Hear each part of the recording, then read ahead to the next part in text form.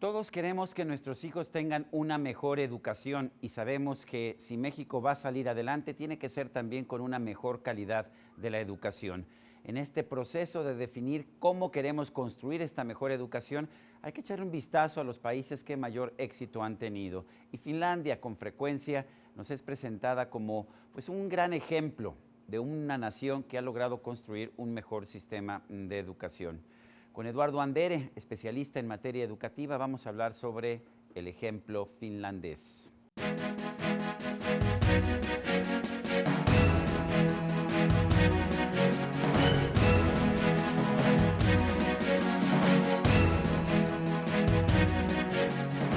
Eduardo Andere es uno de los mayores especialistas en México sobre la educación en cualquier lugar del mundo, pero ha hecho una serie de estudios muy interesantes sobre la educación en Finlandia. Recientemente acaba de publicar un libro que se llama Teachers' Perspectives on Finnish Education, perspectivas de los maestros sobre la educación finlandesa. Y esto es muy importante en un momento en que estamos tratando de entender precisamente cuáles son los esquemas que funcionan y cuáles no funcionan. Eduardo Andere, como siempre, es un gusto tenerte aquí en la entrevista. Sergio, gracias. Muchos nos han presentado el modelo educativo finlandés como un gran modelo a seguir. Déjame empezar por el principio. ¿Sí es un gran modelo a seguir? Por supuesto, es un gran modelo a seguir. Ha sido, digamos, el benchmark, la mejor referencia internacional de la educación básica reconocido, digamos, desde el 2001, cuando se dieron a conocer por primera vez los resultados de PISA. Ahora, hemos visto una declinación en los resultados de PISA de Finlandia y unos resultados sorprendentes de ciudades chinas como Hong Kong y Shanghái, ¿no es así? Sí. ¿Qué nos dice esto? Bueno, ciertamente hay un tema asiático permanente de buenos y altos resultados en educación, en PISA y en otras pruebas internacionales, y esto ha sido constante. Pero Finlandia es el primer país, digamos, de Europa, ¿no? Evidentemente, digamos, de los países industrializados no asiáticos, que se cuela, digamos, a la Liga de los Tigres, ¿no? Y muestra un músculo muy efectivo en materia educativa, con características culturales mucho más cercanas al mundo, digamos, de América y Latinoamérica y de Europa, ¿no? Una de las cosas que nos dices en este libro es que no es cuestión de dinero, porque mucha gente piensa, bueno, pues le echas más dinero a la educación y la educación va a ser de mejor calidad. ¿Es cierto eso? Es cierto eso, por supuesto que necesitas dinero para las escuelas, pero pasando cierto umbral, ¿no? Que es más o menos alrededor de 80,000 pesos anuales por estudiante, por alumno. Pasando de ese umbral, varía, ¿no? Entre 60 y 80,000, pero pasando de ese umbral, lo que nos dice las estadísticas es que más dinero en educación no es necesariamente traducido en mejores resultados.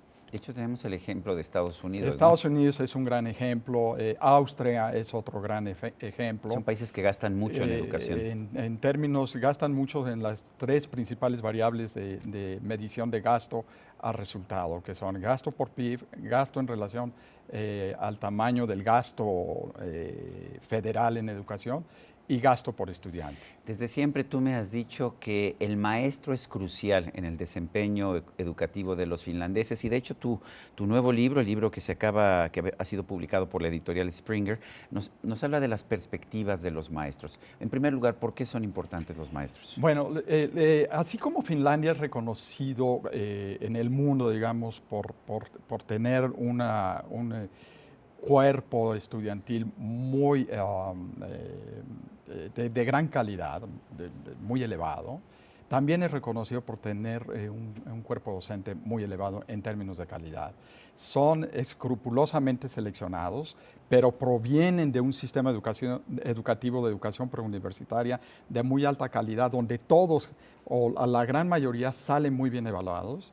El 10% de estos jóvenes bien educados en la educación preuniversitaria, es aceptada la educación universitaria para estudiar la carrera docente y eso O sea, hace que los se queden mejores los mejores de los mejores, son digamos. los que pasan a ser maestros. En Exacto. cambio, aquí en México nos dicen constantemente, bueno, si no la puedes hacer en la vida, entonces sé maestro porque pues por lo menos algo podrás enseñar. Desgraciadamente en México y en muchos países de América Latina y en algunos lugares también de otros países más desarrollados que nosotros, la profesión magisterial sigue siendo todavía como una profesión de oficio, decimonónicamente vista como una profesión de oficio. Necesitamos literalmente, digamos, reestructurar la visión que la sociedad tiene de los maestros para poder no solo entrenarlos bien, sino atraer a los mejores, entrenarlos bien y colocarlos bien, ¿no?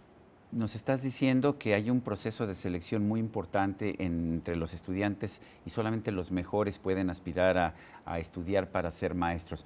Pero ya cuando son maestros, lo que nos dices es que no tienen los maestros finlandeses todas estas evaluaciones que, por ejemplo, se plantean para nuestra reforma educativa. Sí, felizmente, digamos, Finlandia es la punta de lanza de la visión contraria, ¿no? En las dos epistemologías en las que se divide la política pública o la política educativa mundial, ¿no?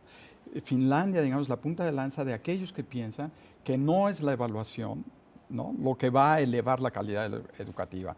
Ellos piensan que pues, la evaluación es importante, pero no la evaluación al estilo de medición y rendición de cuentas, sino la evaluación en el estilo de qué información te da a ti como sistema educativo y al maestro para mejorar la educación. Ellos piensan que sí hay que evaluar, pero hay que educar antes que evaluar, ¿no? Tenemos que tener una buena metodología, tenemos que desarrollar un ambiente de aprendizaje, no solo a nivel de escuela y de aula, sino de sociedad, propicio para el desarrollo de los niños y los jóvenes. Ahora bien, la sociedad finlandesa es una sociedad muy culta, en todos los hogares hay libros, hay un muy alto nivel educativo. ¿Significa eso que un país como México pues no tiene posibilidades de alcanzar esos altos niveles de educación? Vamos a tardar mucho porque efectivamente gran parte del secreto del éxito educativo es el desarrollo cultural. ¿Qué hacemos habitualmente los mexicanos? Y tenemos, comparados con otros países, no solamente como Finlandia, sino otros países europeos como Suiza, como los Países Bajos, como Flandes, y muchos más asiáticos, tenemos, digamos, la imagen opuesta culturalmente a lo que ellos hacen. Por ejemplo, los países asiáticos, el secreto de la educación en China, en Hong Kong, en Singapur y en Corea es literalmente una cultura del esfuerzo, ¿no?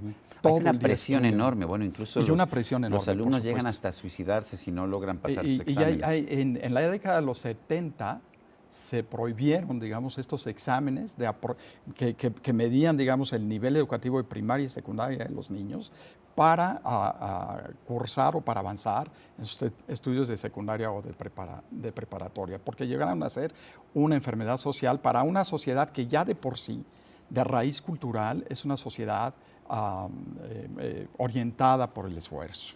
Finlandia, digamos, es una sociedad mucho más relajada, ¿no? Los estudiantes viven mucho más relajados. Y sus horas de clase sus vacaciones son mucho más extensas. Son mucho más extensas, tienen periodos de clase mucho más relajados. De todos los países de la OECD, o del total de los 34 países de la OECD, la carga obligatoria, digamos, curricular de los finlandeses es de las más bajas. Los estudiantes del mundo que menos estudian dentro de la escuela y fuera de la escuela, comparados también con estos 34 países de la OECD, son los finlandeses. En cambio, los que dicen que más estudian son los coreanos y los mexicanos casualmente, ¿no? Decimos que estudiamos mucho, los muchachos curricularmente tenemos muchas horas obligatorias en español y en matemáticas y muy pocas horas obligatorias en arte y en música, que es exactamente la imagen opuesta a Finlandia. Y los países más desarrollados, incluyendo los asiáticos, están volteando hacia Finlandia para ver por qué, teniendo tan pocas horas de estudio en matemáticas y en lectura y en ciencia, y relativamente comparados, muchas horas de estudio en arte y en deportes y en salud y en música, obtienen los resultados que obtienen. Además, hay que considerar que los niños de Finlandia que presentan la prueba PISA, cuando la presentan, están el 88% Son más jóvenes, ¿no? en tercero de secundaria y el 12% en segundo de secundaria. O sea, En que son cambio, niños de 15 años. todos son niños entre 15 y 16 años. Pero varía el grado de Exacto, educación porque que la tienen. prueba PISA, digamos, es constante en términos de la edad, pero a los 15 y 16 años puedes estar en un grado diferente. Por ejemplo, el 100% de los niños japoneses están en primero de prepa, el 100% de los niños coreanos están en primero de prepa, el 70% de los niños chinos de Shanghái están en primero de prepa.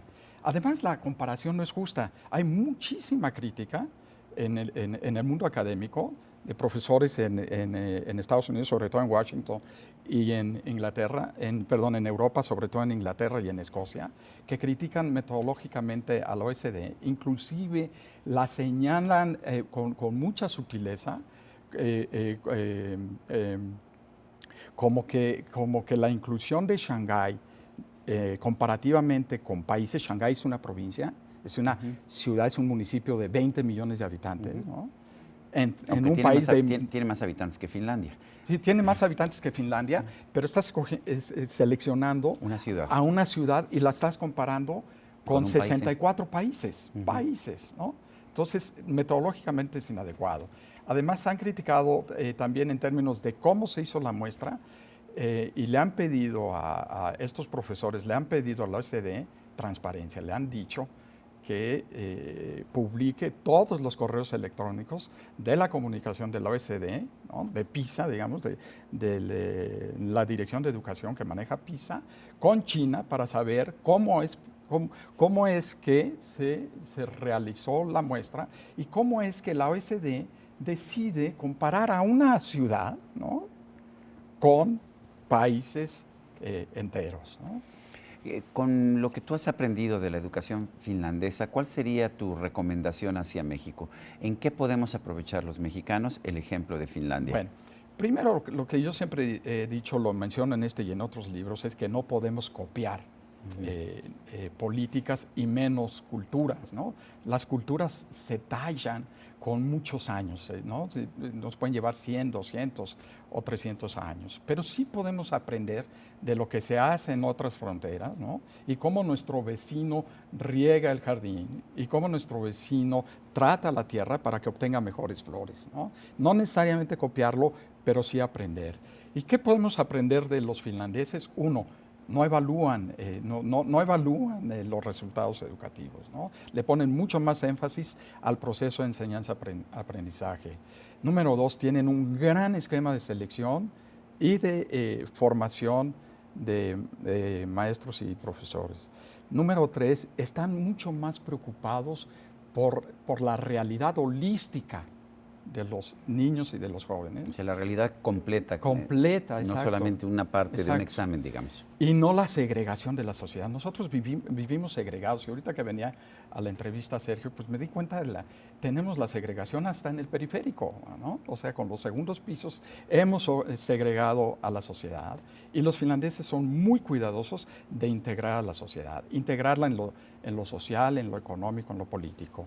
O sea que para tener un mejor sistema educativo tendríamos que tener un sistema más igualitario. Más igualitario, más integrado. Un sistema social. Y un sistema social mucho más integrado, más igualitario, y tenemos que entender que la principal causa del rezago educativo de México y de Latinoamérica en general y de Estados Unidos es la combinación de dos factores, la pobreza y la pésima distribución y la falta de integración social, ¿no? Yo siempre lo he dicho de esta manera, no sirve de mucho que mis hijos estén muy bien educados si los hijos de los vecinos están mal educados. Eduardo Andere, autor de Teachers' Perspectives on Finnish School Education, Perspectivas de los Maestros para la Educación Escolar Finlandesa. Gracias por esta conversación. Muchísimas gracias, Sergio. Y a usted, amigo televidente, que hace posible este programa, se lo agradezco también. Esto es todo por hoy, pero no se le olvide. Nos vemos la próxima.